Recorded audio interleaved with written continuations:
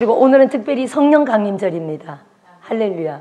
네, 성령 강림절을 우리 대한민국이 뭐 사절기로 지키고 있지는 않지만, 뭐 종려주일처럼 사절기로 지키고 있지는 않지만, 사실은 저는 성령 강림절은 그 어떤 절기보다 중요하다고 봅니다.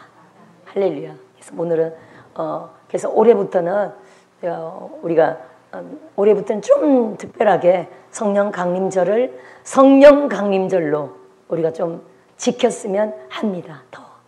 할렐루야. 그래서 오후 예배에 우리 준비해 주신 목사님도 성령에 대한 설교를 물론 준비하셨겠죠? 네, 아멘.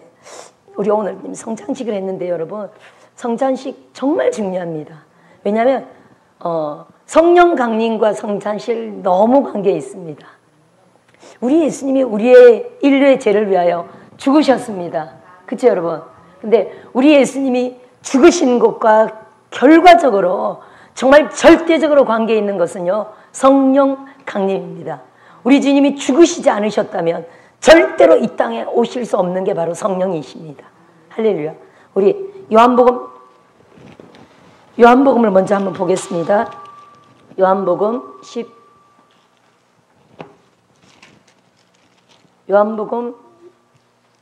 16장 먼저 보겠습니다.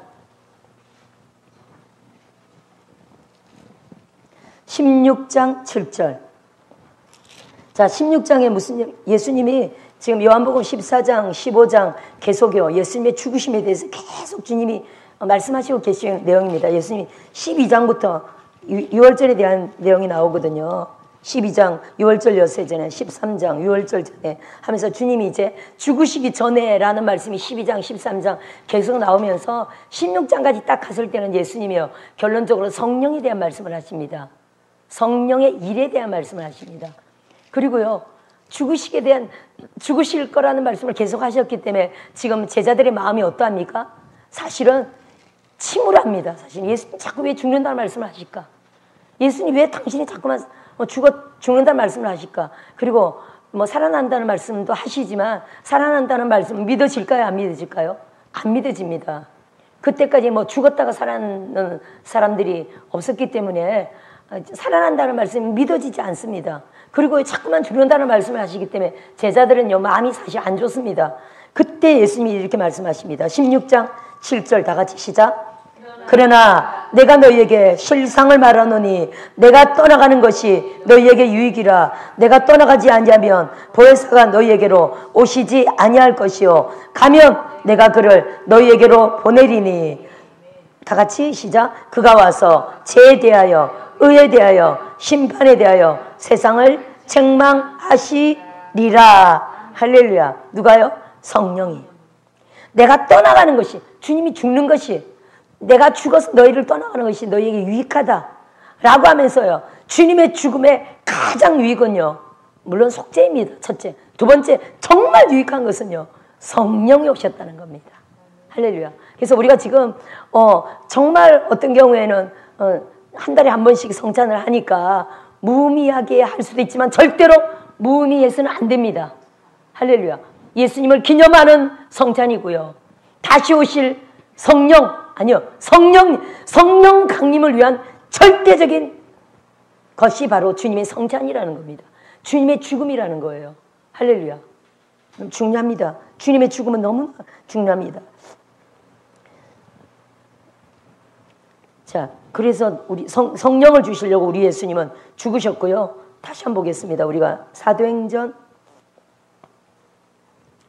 이에 대해서, 요한복음을 먼저 볼게요.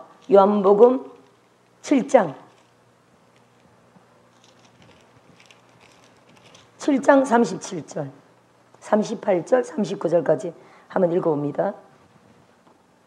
시작. 명절 끝날 곧 큰 날에 예수께서 서서 외쳐 이르시되 누구든지 목마르거든 내게로 와서 마시라. 나를 믿는 자는 성경의 이름과 같이 그 배에서 생수의 강이 흘러나오리라 하시니, 이는 그를 믿는 자들이 받을 성령을 가리켜 말씀하신 것이라. 예수께서 아직 영광을 받지 않으셨으므로 성령이 아직 그들에게 계시지 아니하시더라.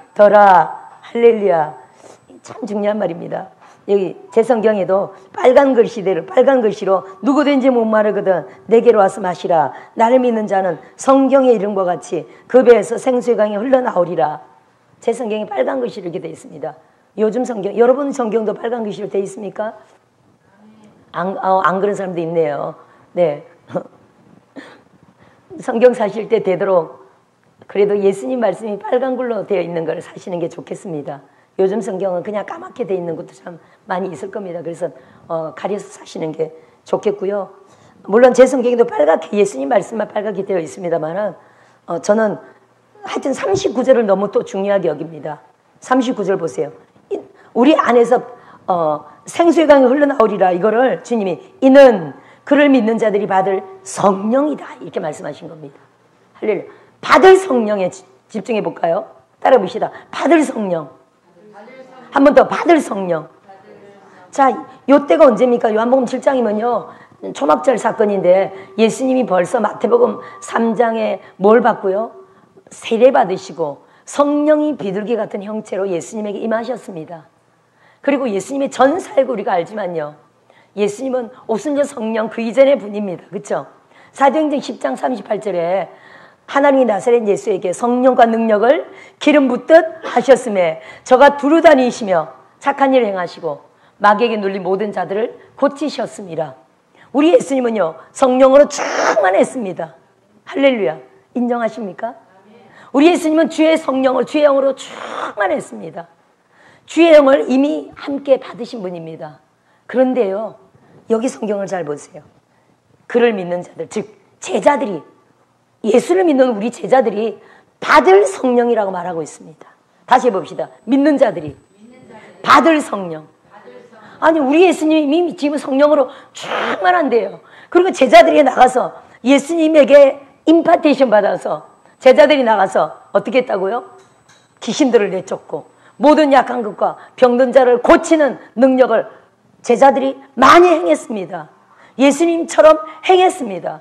그런데도요 예수님은 여기 요한복음 7장에 이미 이때 예수님이 제자들을 사용하시고 계신 때입니다. 근데 이때 뭐라고 말씀하십니까? 믿는 자들이 즉 당신의 제자들이 받을 성령이라고 말하고 있다는 겁니다. 한 번 더 말해 봅시다. 받을 성령. 할렐루야. 중요합니다 여러분. 제가 성찬에 대해서 얘기했지만 예수님의 죽음이요. 예수님의 죽음 화살표. 예수님의 죽음 다음으로 우리에게 오신 게 바로 성령이라는 겁니다. 보겠습니다. 가로치고요. 예수께서 아직 영광을 받지 아니하셨으므로 성령이 아직 그들에게 계시지 아니하시더라. 할렐루야. 예수님의 도움으로 예수님과 함께 있을 때 예수님의 능력을 임파트리해서 그들이 많은 사역을 행했지만 사실 제자들에게는요.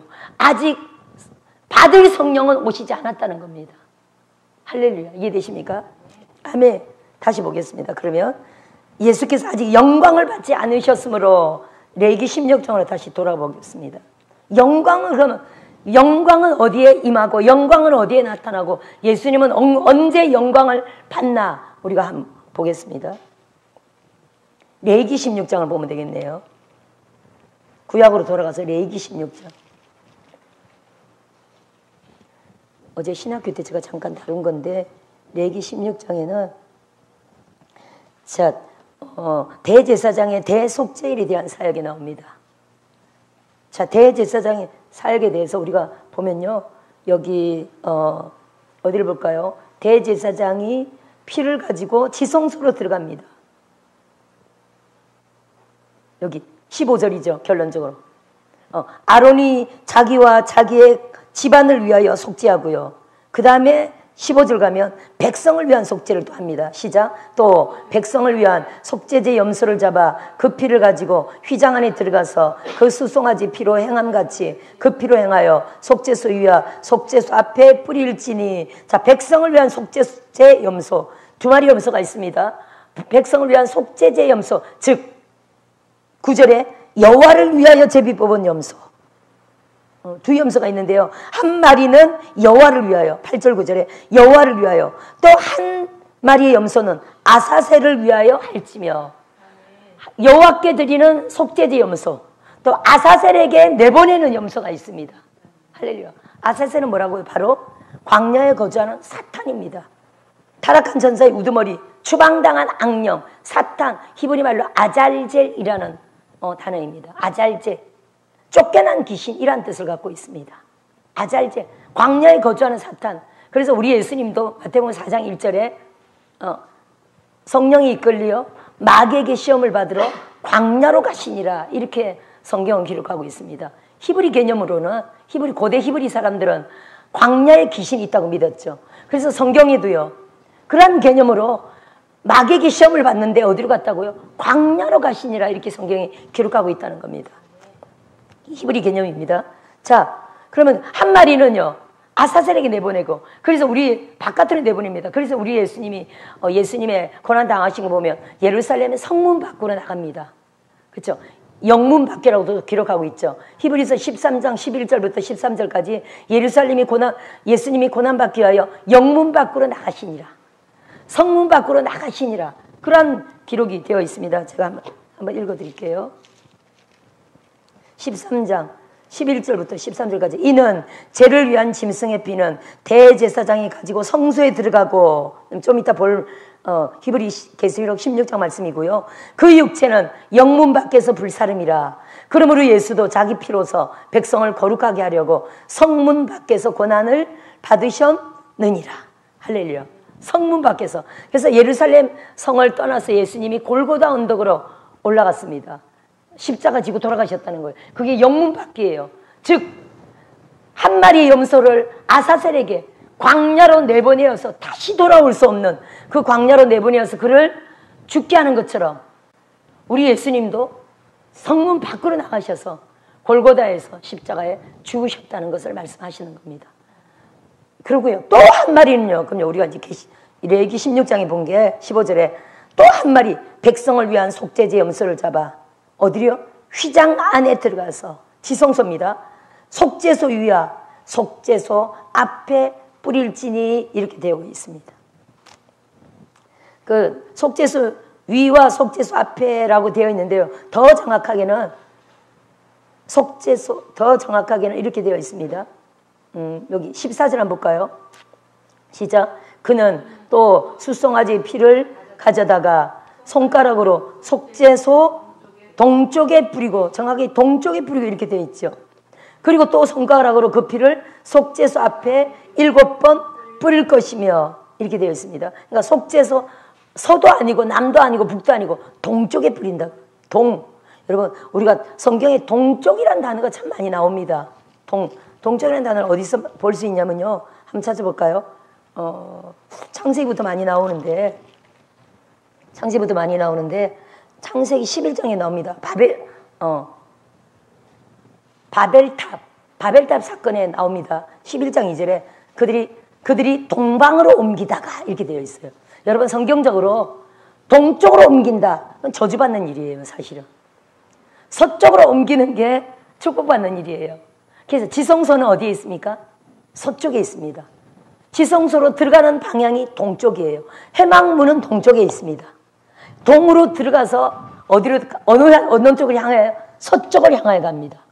서쪽으로 향해 가는 축복이고요. 동쪽으로 나온다, 동쪽으로 옮긴다 라는 내용이 성경에 엄청 많습니다. 근데 그런 내용들은 다 저주받는 내용들이에요. 그래서 속죄소 동편이 저주예요. 사실은 동편에 피를 뿌리는 겁니다. 할렐루야. 창세기 11장의 바벨탑 사건이 그렇고요. 또 창세기 13장에도 롯이 요단 온 지역을 택합니다. 근데 거기 뭐라고 적혀있냐면 동으로 옮기니, 이렇게 기록되어 있어요. 롯은 동으로 옮기고요. 그러면 아브라함은요, 서라는 거예요. 반대입니다. 롯은 동으로 와서 저주받았고요. 아브라함 쪽이 서쪽이라는 겁니다. 이해되십니까? 아브라함이 서쪽이고요. 거기가 축복받는 땅이에요. 롯이 옮긴 요단 그 동편은요, 저주받았습니다. 소돔과 고모라 쪽이었습니다. 또 있습니다, 여러분.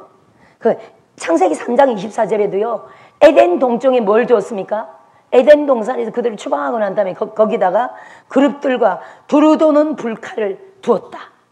생명나무의 길을 지키게 하였다라는 겁니다. 그룹들과 두루 도는 불칼 화영금을 두었습니다. 즉 거기에 사람이 가면 어떻게 됩니까? 죽습니다. 에덴 동산은 못 들어갑니다. 그래서 에덴 동쪽 거기다가 불칼을 두어가지고요, 누구든지 들어올 수 없도록. 할렐루야. 가인을 볼까요? 창세기 4장 16절 말씀인데, 가인은 여호와 앞을 떠나서 동으로 갔을까요? 서로 갔을까요? 할렐루야. 에덴 동쪽 노 땅에 거주하더라. 노 땅이 바로 에덴의 동쪽이었다는 겁니다. 저주입니다. 또 많습니다, 여러분. 그러면 갈보리 골고다 언덕은 동쪽일까요? 서쪽일까요? 서쪽 하늘, 그런 노래 있죠. 제가 지금 붉은 서쪽 하늘, 붉은 노을. 음이 정확한지 그건 잘 모르겠는데, 서쪽 하늘 맞습니까? 붉은 노을. 그거 서쪽, 갈보리가 서쪽 하늘이라는 거예요. 할렐루야.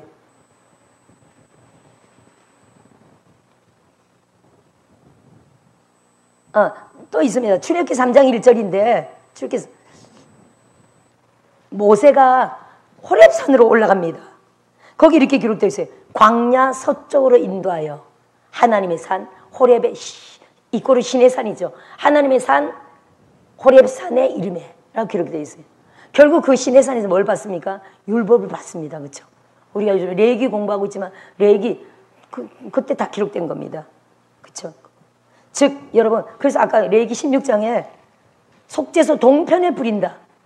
다른 쪽도 아니고 속죄소 동편, 그러니까 거기가 바로 동편은 저주를 뜻하기 때문에 거기다 피를 뿌렸다고 여러분 볼 수가 있습니다. 할렐루야.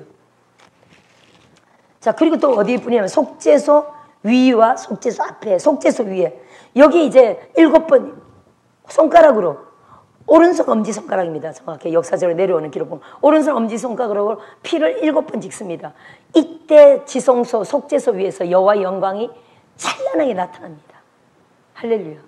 그러면 이 대제사장은 누구를 예표합니까? 대제사장은 바로 예수님을 예표합니다. 매년 1년에 한 번 행했던 대속죄일에 대제사장이 지성소에 들어가서 피를 7번 찍으면요, 여호와의 영광이 나타나는 이 1년에 한 번 있는 이 사건이요, 무엇을 예표하는 사건이라고요? 바로 십자가 사건. 아니, 더 정확하게 말한다면 십자가 사건은요, 번제단에서 이루어졌습니다. 이해되십니까? 간격이 있으니까 차이를 말한다면 십자가 사건은요, 회막문을 들어가서 번제단에서 예수님이 십자가에서 죽으셨습니다. 그리고요, 다시 부활했죠. 부활해서 하얀 세마포를 입고 대제사장이 어디를 들어갑니까? 성소를 들어갑니다. 그렇죠? 그래서 대속죄일에 여기 16장 4절에 보면요, 대속죄일에 대제사장이 사역할 때 입는 옷이 16장 4절에 나옵니다. 거룩한 세마포 속옷, 세마포 속바지, 세마포 띠, 세마포 관, 이것들은 거룩한 옷이다. 이렇게 기록되고 있어요. 제사장 옷은 사실 굉장히 화려합니다. 청색, 자색, 그리고 홍색, 또 배색, 이렇게 찬란하게 섞어서 짠 옷입니다. 그리고 12보석에다가 금방울에다가 석류까지 달린 엄청 화려한 옷입니다. 근데 이런 컬러풀한 화려한 옷을 절대 안 입고요, 이날은 뭐만 입는다고요? 머리부터 발끝까지 하얀 배색이라고 봐야 되겠죠. 하얀 세마포니까, 우리가 세마포니까 마니까 배, 그렇죠? 하얀 옷을 위아래로 입습니다. 뭐가 생각납니까, 여러분? 죽음, 장사, 그렇죠? 또 상주 이런 게 생각나죠. 자, 여러분, 왜냐하면 대속죄일에 제단에서 죽은 그 순념소가 누구라고요? 예수님이라는 겁니다. 아멘. 평소에 제사할 때는요, 백성들의 개인의 1인당 개인의 죄를 짊어지고 짐승이 죽습니다. 죄 때문에 대신 죽습니다.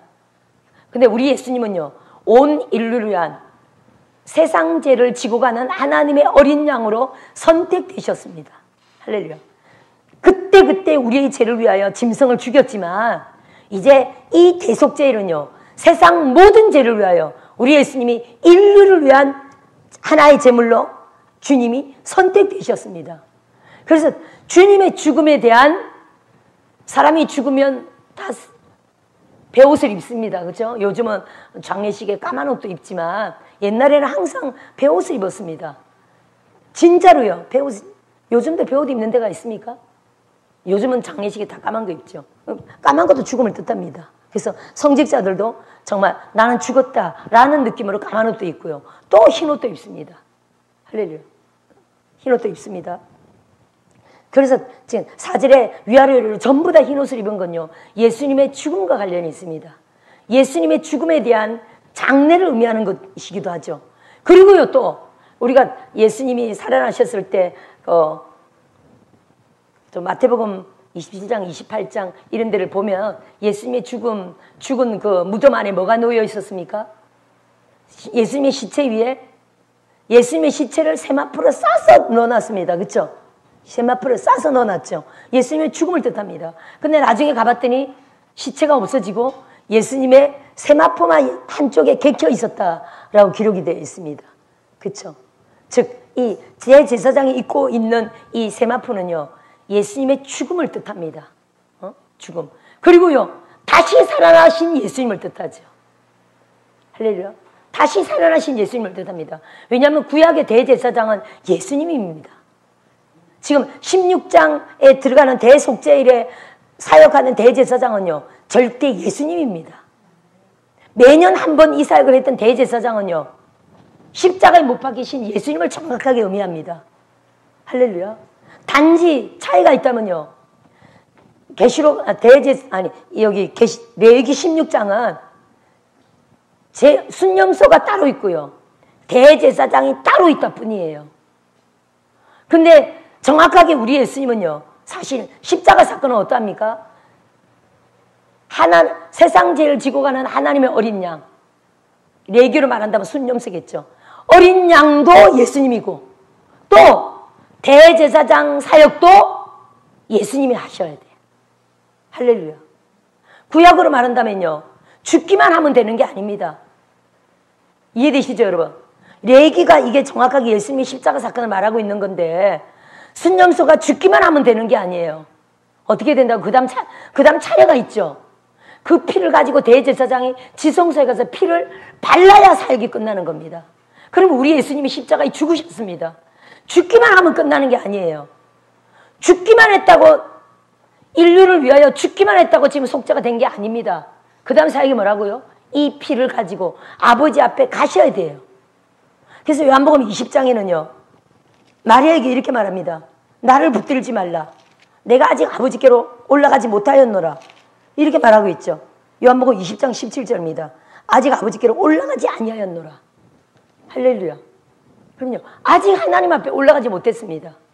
이 사건을 지금 말하고 있거든요. 이때 예수님이 지금 대제사장 사역을 하시려고 부활하신 겁니다. 정확하게는 십자가에서 순념소로 죽었고요, 하나님의 죄를, 세상 모든 죄를 지고 하나님 앞에 선택된 어린 양으로서 레위기 16장으로 말한다면 백성을 위한 속죄 제 순념소로 선택되셔가지고 죽으셨습니다. 또 아사셀에게 내보내는 염소는 골고다로 올라가셨고요. 할렐루야. 죽으셨습니다. 이렇게 두 가지로 표현이 되어 있습니다. 또요, 예수님은요, 죽기만 하면 되는 게 아니라 이 순념소의 피를 가지고 지성소에 올라가서 속죄소 동편에 뿌리고 속죄소 위와 앞에 뿌려야 됩니다. 정확하게. 이 사역을 대제사장이 해야 되죠. 근데 레위기에서는 대제사장이 따로 있어서 이걸 했지만 십자가 사건은요, 예수님의 피를 가지고 지성소로 들어가는 분이 또 누구입니까? 대제사장이 갖고 들어가야 되는데 대제사장이 바로 예수님이라는 거예요. 그래서 정확하게 우리 예수님은요, 이 피사역을 아버지 앞에 가서 지성소 위에 뿌려야 되기 때문에 살아나신 겁니다. 할렐루야. 아멘. 너무 간단하죠, 여러분. 만일에 예수님이 이 피사역을 해야 하는 분이 아니라면 또 성경은 어떻게 기록되어 있을지 모릅니다. 할렐루야. 우리는 예수님이 첫 열매이고요, 우리는 예수님 부활처럼 또한 나중 열매로 우리는 또한 부활해서 하늘나라 가서 천국 가서 영원히 주님과 함께 삽니다만은 또 이 내용이 어떻게 기록되어 있을지 모릅니다. 할렐루야. 자, 우리가 부활에 대해서, 예수님의 부활에 대해서 그렇게 이해하고요. 자, 예수님은 지성소에 들어가서 이제 다시 비교합니다. 대제사장이 속죄소에 위에 피를 7번 찍으면 하나님의 영광이 나타납니다. 자, 이제 예수님이요, 마리아하고 헤어지고 나서 아버지께로 올라갔습니다. 그쵸? 부활하시고 아버지께로 올라갔습니다. 계시록 11장 19절이죠. 올라갔습니다. 올라가서 어디를 들어가셨습니까? 정확하게 레위기로 따진다면 정확하게 지성소로 들어가셔야 됩니다. 16장. 계시록 요한계시록 11장이죠. 11장. 19절. 이에 하늘에 있는 하나님의 성전이 열리니 성전 안에 하나님의 언약궤가 보이며 하늘 지성소에, 하늘 성전에 하나님의 언약궤가 있다는 거예요. 얘기로 말한다면 정확하게 부활하신 예수님이요, 당신의 피를 가지고, 할렐루야, 당신의 피를 가지고 아버지 앞에 어디입니까? 바로 언약궤 앞이에요.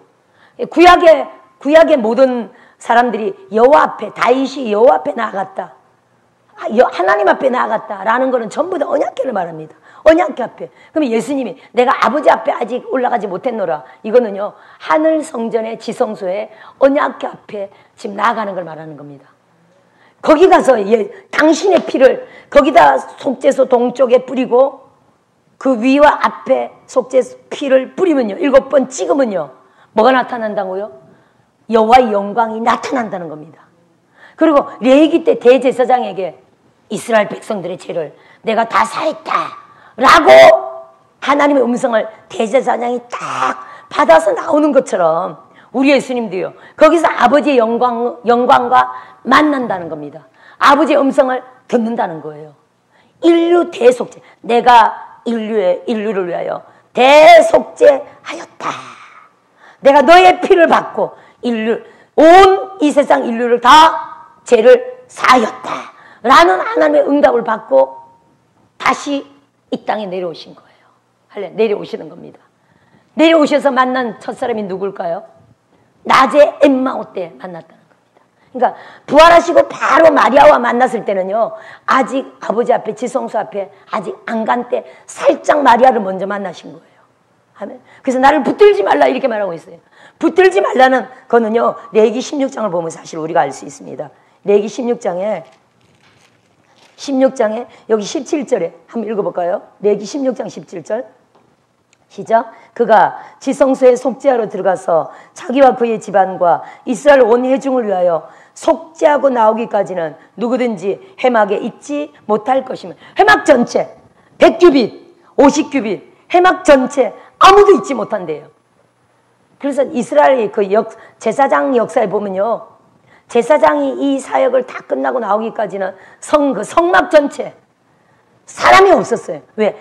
옷을 만지면 안 돼. 대제사장 옷을 만지면 안 돼요. 그걸 예수님이 정확하게 요한복음 20장, 아까 20장 거기에 정확하게 예수님이 마리아 보고 나를 붙들지 말라 이렇게 말씀하신 거예요. 예수님 옷을 만지면 안 돼. 예수님을 터치하면 안 돼. 할렐루야. 이해되십니까? 아멘. 그리고 아버지 앞에 올라가고 나서는요, 다시 제자들 엠마오에서 만나고, 또 엠마오에서 만났더니 이거 예수님인 줄 모르고 옆에 두 사람이 길을 가다가 나중에 강권하여 예수님을 막 붙들었죠. 예수님을 붙들며 강권하여 식사하러 들어갔습니다. 그렇죠? 그때는 예수님을 만지도 됐는데 마리아에게는 나를 붙들지 말라라고 하신 겁니다. 예수님을 만지면 안 되는 거예요. 아버지 앞에 안 가셨기 때문에. 할렐루야. 자, 영광에 대해서 다시 말합니다. 예수님이 지성소에서 피를 드리고 나서, 이게 죽음이죠. 죽음의 피를 드리고 나서 하나님의 영광과 만났습니다. 즉 영광을 받은 겁니다. 할렐루야. 요한복음 7장이 이해가 되십니까? 요한복음 7장 아까 39절 말씀이 다시 보면 예수께서 아직 영광을 받지 않으셨으므로, 이거 조금만 더 올려주실래요? 제가 목이 너무 아파가지고. 아직 영광을 받지 않으셨으므로, 할렐루야. 아, 됐습니다. 영광을 받지 않으셨으므로, 이 말이 예수님이 아직 죽어서 십자가에 죽어서 그 피를 아버지 앞에 속죄소에 안 올렸다 이 얘기예요. 할렐루야. 영광을 받지 않으셨으므로 성령이 아직 그들에게 계시지 아니하시더라. 할렐루야. 너무 울린대요. 그러면 여러분 보세요. 영광을 올리고 나면요, 성령을 받아서 가지고 와서 제자들이 준다는 거죠. 그런 뜻이거든요. 사도행전 2장 33절을 봅시다. 사도행전 2장 33절. 사도행전 2장 33절. 이건 또 빌립보서 말씀과 관계가 있네요. 먼저 읽어봅니다. 33절 시작. 하나님이 오른손으로 예수를 높이심에, 자, 우선 거기까지 읽고요. 여기 손으로 그렇게 해놓고 빌립보서 2장 말씀을 한번 봅시다. 예수를 높이신다는 게 뭔지 우리는 알고 있습니다. 예수, 오른손으로 하나님이 예수를 높이심에. 2장 십자가 죽은 사건이죠. 2장 6절이요. 시작. 그는 근본 하나님의 본체시나 하나님과 동등됨을 취할 것으로 여기지 아니하시고 오히려 자기를 비워 종의 형체를 가지사 사람들과 같이 되셨고, 8절. 사람의 모양으로 나타나사 자기를 낮추시고 죽기까지 복종하셨으니 곧 십자가에 죽으심이라. 이러므로 하나님이 그를 지극히 높여 모든 이름 위에 뛰어난 이름을 주사. 할렐루야. 11절까지 시작. 하늘에 있는 자들과 땅에 있는 자들과 땅 아래에 있는 자들로 모든 무릎을 예수 이름에 꿇게 하시고 모든 입으로 예수 그리스도를 주라시나요 하나님 아버지께 영광을 돌리게 하셨느니라. 즉 여러분, 십자가 사건으로 인하여 우리 하나님이요, 예수의 이름을 지극히 높였다는 겁니다. 그래서 다시 사도행전 2장 33절에 하나님이 오른손으로 예수를 높이셨다. 이거는요, 십자가 사건을 말하는 겁니다. 십자가에 그 죽기까지 복종하신 그 예수님의 죽음 때문에 높이심에, 그 다음요, 그가 약속하신 성령을 아버지께 받아서 십자가의 죽음을 하나님이 받으시고요, 약속하신 성령, 아까 제자들이 받을 성령을 예수님에게 부어주셨다는 겁니다. 다시 볼까요? 그가 약속하신 성령을 아버지께 받아서, 아까는 여러분 마태복음 3장에 비둘기같이 비둘기 같은 형체로 예수님이 받은 성령 말고 다시 또 죽고 나서 다시 또 약속하신 성령을 받았다는 겁니다. 이게 뭡니까? 제자들에게 줄 성령. 따라합시다. 제자들에게 주실 성령. 할렐루야. 제자들이 받은 성령, 제자들에게 주실 성령 따로 있다고 또 봐야 되겠죠. 할렐루야. 하나이시지만 이게 두 개다 이런 개념이 아니라, 성령은 한 분이시지만 예수님의 성령을 받았고요, 다시 또 영광을 받고 난 뒤에 하나님 앞에 성령을 충만하게 받아서 제자들에게 부어주셨다. 받아서 너희가 보고 듣는 이것을 부어주셨느니라. 할렐루야. 여러분, 우리도 마찬가지입니다. 우리 안에 이미 성령이 와 계십니다. 할렐루야.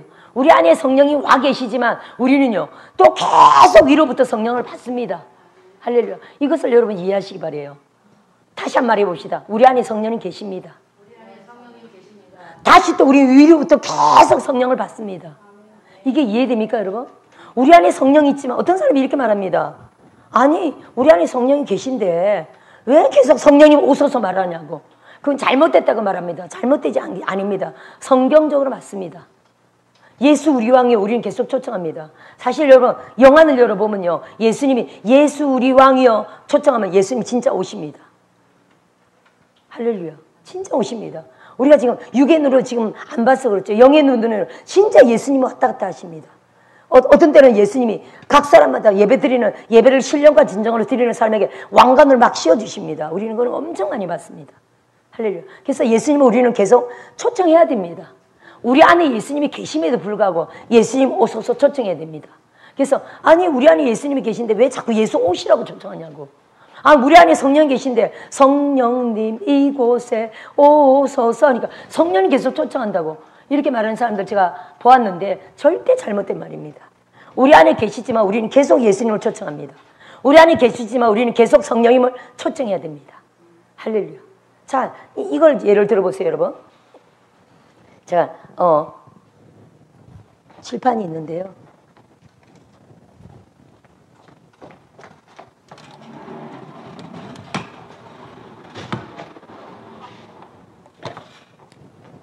자, 여러분, 큰 어항이 있습니다. 큰 어항에 물이 가득합니다, 여러분. 자, 이 컵에 물이 가득합니다. 할렐루야. 그러면 이 어항에다 이 컵을 넣으면 어떻게 될까요?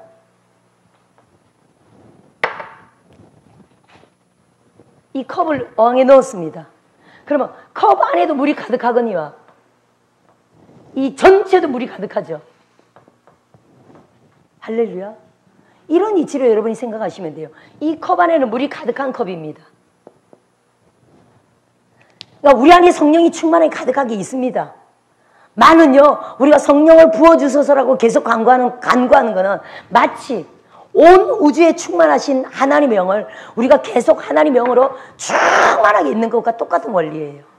할렐루야. 온 우주에는 하나님의 영으로 충만하게 있습니다. 아멘. 근데 계속요, 온 우주에 충만하신 하나님의 영을 우리는 계속 성령님 오소서, 성령님 오소서, 성령님 오소서라고 계속 요청을 해야 돼요. 왜냐면요, 우리 컵의 물은요, 제가 지금 마셔버렸더니 줄어들었네요. 우리 안에 있는 성령은요, 조금씩 소멸될 수 있습니다.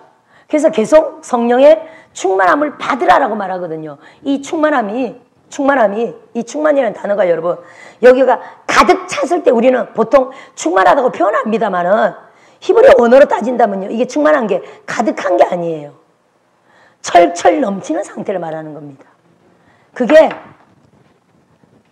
창세기 사실은 15장에 있는 단어인데, 여기 지금은 우리 단어로 창세기 15장에 있는 단어인데 15장 여기 16절에 있는 단어입니다. 아모리 족속의 제약이 아직 관영치 않았다. 옛날 성경에 이렇게 되어 있었죠. 근데 우리 지금 개역 개정에는 아모리 족속의 제약이 아직 가득 차지 아니했다 이렇게 기록되어 있어요. 이게 히브리 원어로는 그냥 이게 채워진다라는 의미가 아니라 아직 아모리 족속의 제약이 철철 넘치지 아니하다 이렇게 원어로 되어 있어요. 할렐루야. 그래서 우리는요, 계속 철철 넘치는 상태가 돼야 됩니다. 철철 넘치는 상태가 되는 게 어떻습니까? 바로 이 물 속으로 들어가는 거예요. 할렐루야. 우주에 충만하신 하나님의 영 안으로 완전히 우리가 들어가는 거예요. 이 어항 속에 들어가는 거예요. 이게 바로 계속적으로 성령을 간구하면요, 우리는 아예 하나님의 물 안에 우리가 들어가 버리는 거야.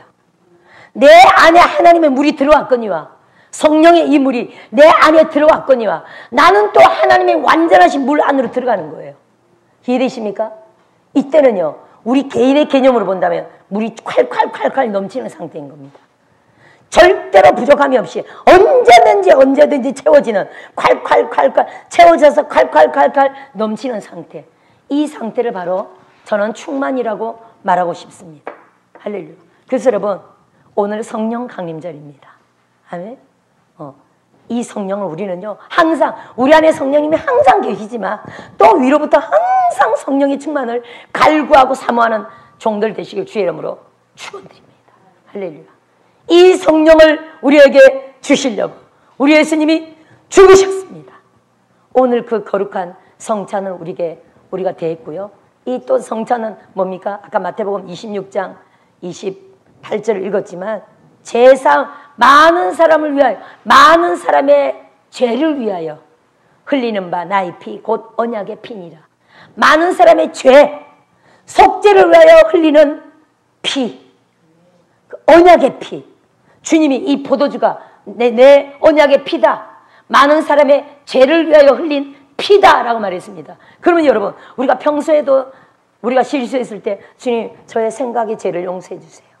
제 손으로 행한 죄를 용서해 주세요. 항상 우리가 죄를 씻지만 특히 성찬 때 어떻게 해야 된다고요? 성찬 때 주님, 내가 생각내지도 않는 내 모든 죄를 한 달에 한 번 성찬합니다. 주님, 이번 한 달 동안 지은 그 과거까지는 말할 필요 있을까요? 없을까요?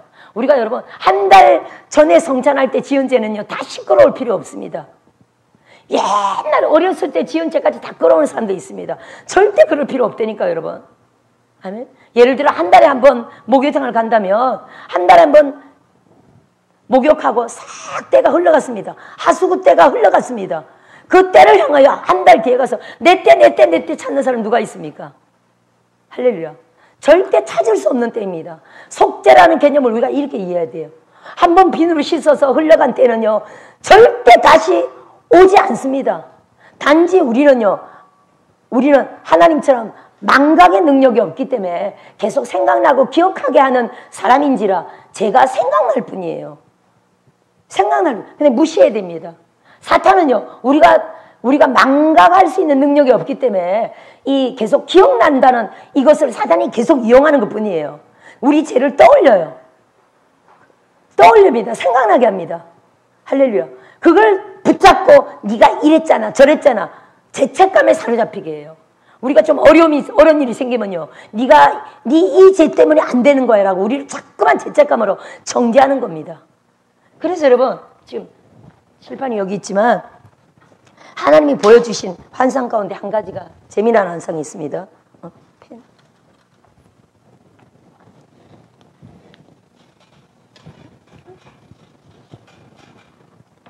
자, 제가 어떤 유명한 책에서 본 환상인데 보세요.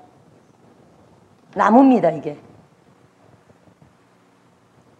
큰 나무입니다. 나무에 많은 열매가 달려 있었어요. 근데 그 열매가요 다 안 좋은 열매들이에요. 부정적인 거, 우울증, 공황장애, 또 뭐 병, 뭐 또 사업부도, 질병, 온갖 안 좋은 열매들이 다 열려 있었어요. 근데 그 뿌리를 보니까 많은 부분에 그 원인이 스트레스로, 맨 처음에 뿌리는 스트레스, 온갖 이유가 있었어요. 근데 맨 밑에 뿌리가 뭐냐면요, 맨 밑에 뿌리가 뭘까요? 여러분 맞춰보세요. 뭘까요? 맨 밑에 뿌리에 뭐라고 적혀 있었을까요? 오늘 하는 말씀입니다. 자기정죄. 자기정죄. 중요합니다, 여러분. 자기가 자기를 계속 정죄해. 바로 사단이 계속 떠오르게 하는 나의 죄, 옛날 죄. 그것 때문에 자기를 계속 정죄한다는 겁니다.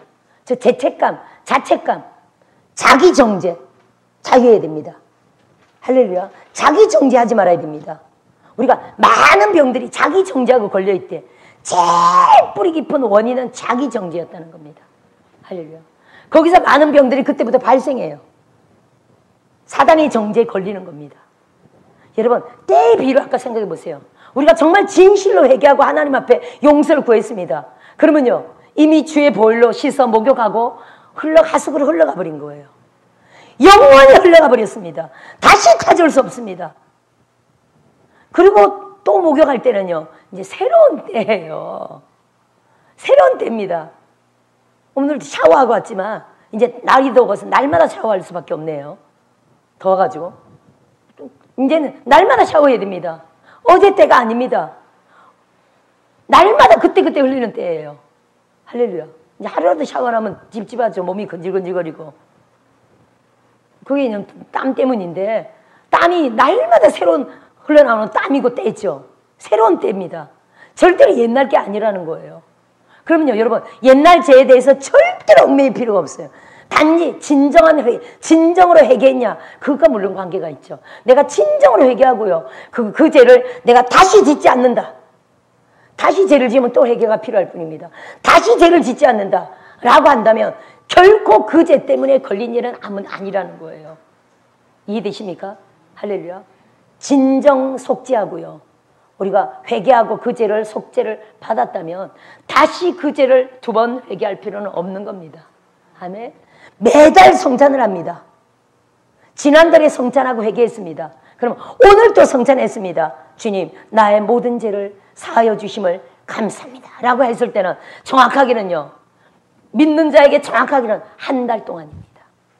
한 달 동안 내가 아직 그때 속죄했지만 죄를 덜 속죄한 모든 것들, 우리가 속죄할 때도 있고 안 할 때도 있고 그냥 잊어먹고 넘어갈 때도 있을 겁니다. 그게 한 달 동안 작은 것들이 쌓인 거를 한 달 성찬할 때마다 계속 속죄를 한다는 거죠. 할렐루야. 중요합니다. 저는 성찬이 굉장히 중요하다고 보고요, 그래서 매달 속죄를 합니다. 초대교회 때는요, 모일 때마다 성찬을 했습니다. 성찬이 얼마나 중요한지. 근데 이 성찬을요, 최근 어떤 교회들이니까 1년에 한 번 한다고 그러더라고요. 1년에 한 번 하니까요, 여러분, 믿는 자들이 자살하는 경우도 생기는 겁니다. 믿는 자들이 자살하는 경우, 뭐 우리 연예인들 많이 들었잖아요. 믿는 자들이 자살하는 이유가 뭡니까, 여러분? 다 그 죄와 그 관계 있는 겁니다. 죄는 결국 또한 귀신을 불러들이죠. 저주를 불러드립니다. 그래서 여러분, 성찬이 너무 중요하다고 생각하고요, 할 수만 있다면 더 할 수만 있다면 더 해도 된다고 저는 봅니다. 그래서 우리는 졸업식도 하죠. 뭐 임직기계도 성찬하죠. 특별 행사 때 성찬식을 막 합니다. 그러니까 1년에 12번이 아니라 훨씬 많죠. 행사 때마다 하니까. 할렐루야. 여러분들이 앞으로 개척하셔도 성찬을 한 달에 한 번 더 이상 하시는 그러한 종들, 그러한 교회 되시기 주의 이름으로 축원드립니다. 할렐루야. 오늘 성령 강인절입니다. 이 위대한 우리의 영원한 왕이신 성령님을 주시려고 할렐루야. 주님이 위대한 죽음을 하셨고요. 이 죽음의 대가로 우리는 성령을 받은 겁니다. 할렐루야. 예수님의 죽음 이꼬로 성령이다 말할 수 있습니다. 죽음이 없었다면 절대 성령은 오실 수 없었습니다. 할렐루야. 이 성령님을 우리가 정말 에베소서 5장 18절에 오직 성령의 충만을 받으라. 그 반대는요. 술 취하지 말고 또 세상 술 취하지 말고 오직 성령의 충만함을 받으라. 할렐루야. 때가 가깝습니다. 세월을 아끼고 할렐루야. 성령의 충만함을 받아서 오직 성령의 도구로 능력의 도구로 영광의 도구로 사용되시기를 주의 이름으로 축원드립니다. 할렐루야. 주신 말씀 가지고 주여 세 번 하시고 총성으로 기도합니다. 오늘